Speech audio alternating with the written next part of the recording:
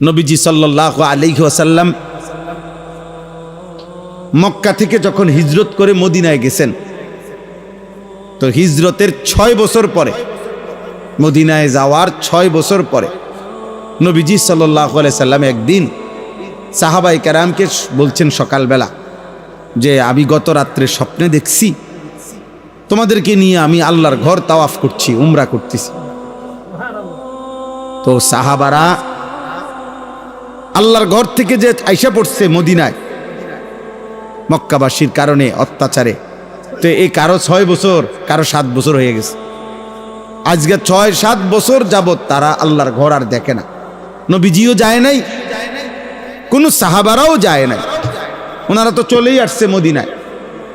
6 বছর পরে যখন নবীজি সাল্লাল্লাহু আলাইহি সাল্লাম আজকে বললেন যে তোমাদেরকে নিয়ে স্বপ্নে দেখছি আল্লাহর ঘর তাওয়াফ করছি, উমরা করতেছি, সাহাবায়ে কেরাম সাথে সাথে দাঁড়াইয়া ইয়া রাসূলুল্লাহ আমরা এখনই এই বছরই এখনই আমরা রেডি হইতেছি, আল্লাহর ঘরে যাব।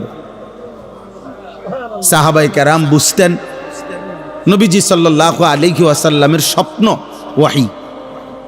সমস্ত নবীদের স্বপ্ন কি? ওয়াহি। ওনাদের স্বপ্ন খামখেয়ালি না, আমাদের জানতেন কারো স্বপ্ন না।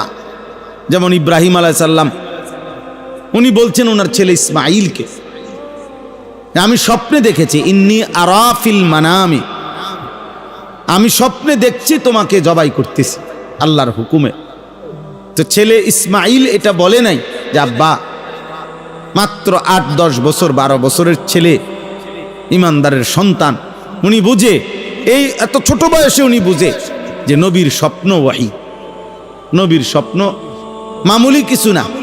এই জন্য ইসমাঈল বলছে আব্বা আমি রেডি, আপনি এখনই পালন করেন, ইয়া আবাতি ফাআল মা তুমার, আল্লাহর হুকুম পালন করেন।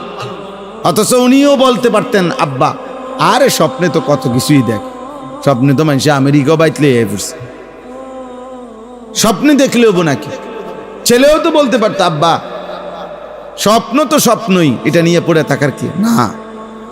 ইব্রাহিম আলাইহিস সালামও বুঝছেন আমার স্বপ্ন এটা ওয়াহি, ইসমাঈলও বুঝছেন আমার স্বপ্ন কি? ওয়াহি। তো আজকে যখন নবী সাল্লাল্লাহু আলাইহি সাল্লাম বললেন আমি স্বপ্নে দেখছি তোমাদেরকে নিয়ে আল্লাহর ঘর তাওয়াফ করছি, সাহাবারা বুঝছেন এটা নবীর স্বপ্ন ওয়াহি। অতএব ওনারা রেডি হয়ে গেছে।